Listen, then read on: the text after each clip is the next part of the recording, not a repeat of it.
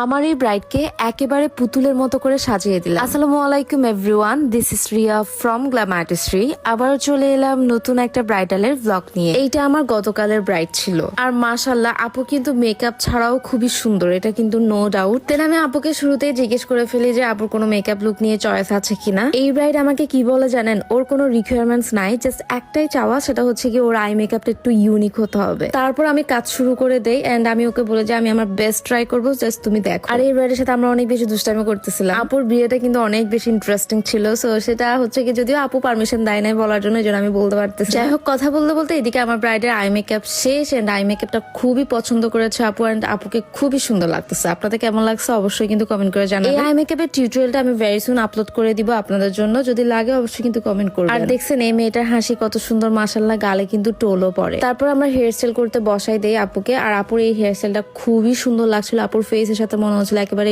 Just, আর আপুর হাতগুলো মাশাআল্লাহ এত সুন্দর, আর মেহেদি গুলো তো একদম মনে হচ্ছে ফুটে উঠছে হাতের মধ্যে। এই ছিল আমার ব্রাইডের আউটফিটটাও কিন্তু খুবই সুন্দর ছিল।